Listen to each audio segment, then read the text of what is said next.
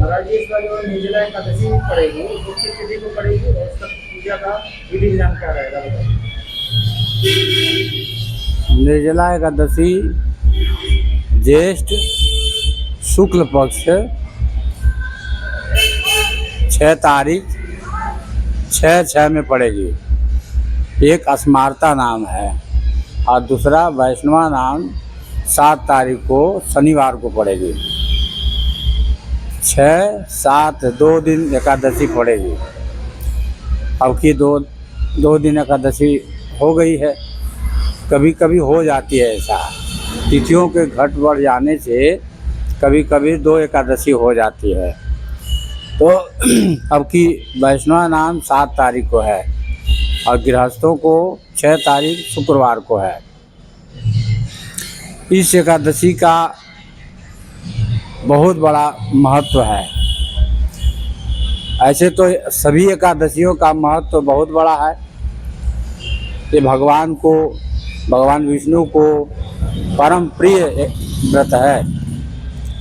इस व्रत को करने से वह व्यक्ति भगवान विष्णु को परम प्रिय होता है। मान लीजिए एकादशी व्रत आप साल में 24 एकादशी पड़ती है। 12 दूना 24, महीने में 2 एकादशी। तो आप पूरा एकादशी नहीं रह सकते हैं, तो साल में एक जो ये भीमसेनी एकादशी इसको बोलते हैं, इसकी कथा पद्म पुराण में भी है और भी शास्त्रों में है कि भीम कोई व्रत रहते नहीं थे, तो उनके गुरुजी ने उनको समझाया कि कम से कम एक व्रत तो रहा करो। उन्होंने पूछा कि गुरुजी कौन सा व्रत रहें? परलोक संवारने के लिए, परलोक में भी जगह मिलने के लिए कोई व्रत अनुष्ठान जरूर करना पड़ता है।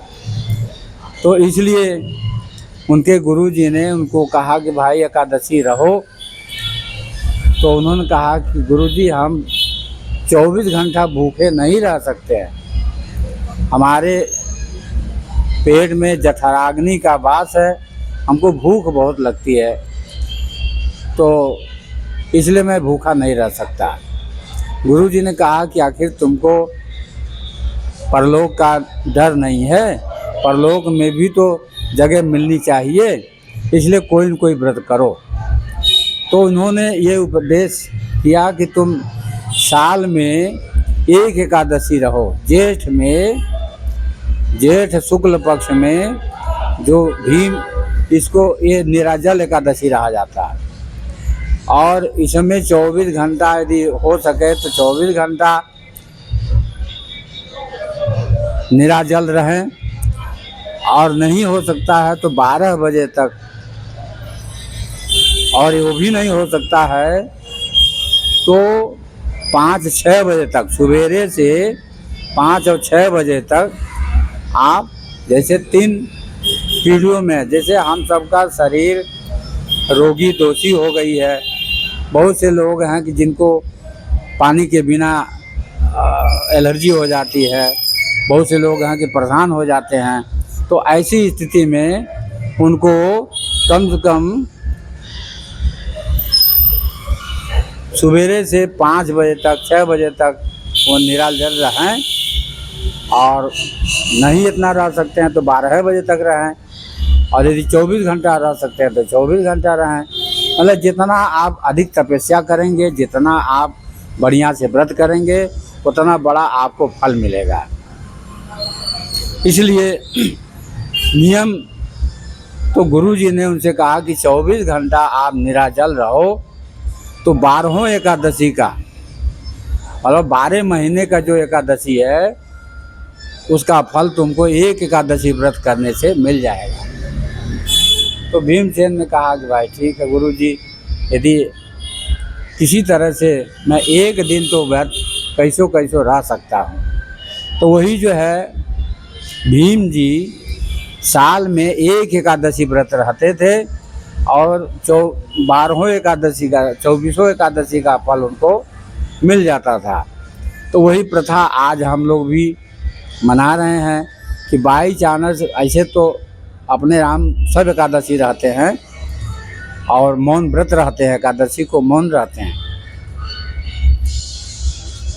आप 12 महीने का एकादशी करते हुए और निराजल भी रहे तो और बढ़िया फल मिलेगा। तो इसलिए इस एकादशी को, आने वाली जो एकादशी है, इस एकादशी को जितना भी बन पड़े आप बढ़िया से बढ़िया तपस्या करिए, भगवान का भजन पूजन पाठ करिए, तप करिए, जप करिए और फलाहार रहिए। यदि फलाहार, बहुत से लोग हैं कि नहीं रह सकते हैं तो फलाहार करके रह जाते हैं।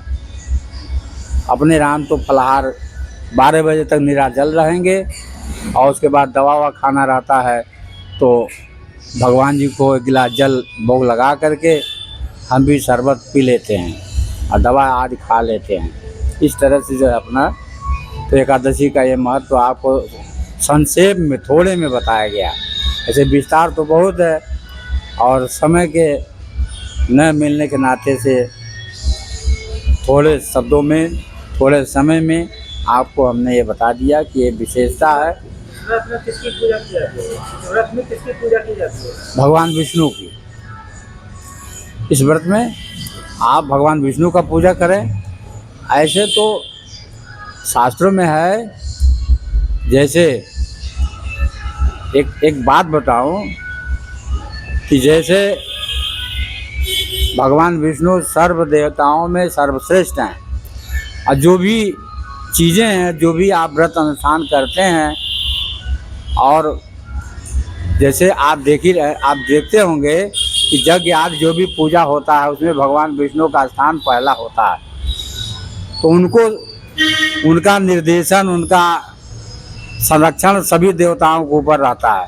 जब आप जानते हैं कि देवता लोग जब परेशान होते हैं उनको कोई शरण नहीं देता है तो भगवान विष्णु के पास जाते हैं और भगवान विष्णु ही उसका निराकरण करते हैं। तो इसलिए सभी देवता जो है भगवान विष्णु को मानते हैं और उनका आशीर्वाद लेते हैं, उनके संरक्षण में रहते हैं और उनसे जो वो देवता आशीर्वाद देते हैं तो भगवान विष्णु से लेकर के ही देते हैं।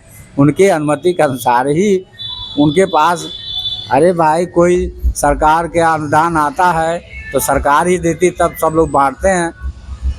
सरकारी किसी के पास कोई स्रोत थोड़ी ना है, वो सरकार अनुदान देती है तो यहाँ लोग बांटते हैं। उसी तरह से भगवान विष्णु जो है सभी के ऊपर हैं और जो उन्होंने निर्धारित किया जो देते हैं तो सबको वही देवता लोग जिसको हम आप जगह जगह पूजा करते हैं वो हमको फल देते हैं। इसलिए इस व्रत में तो विशेष करके भगवान विष्णु का पूजन करना चाहिए।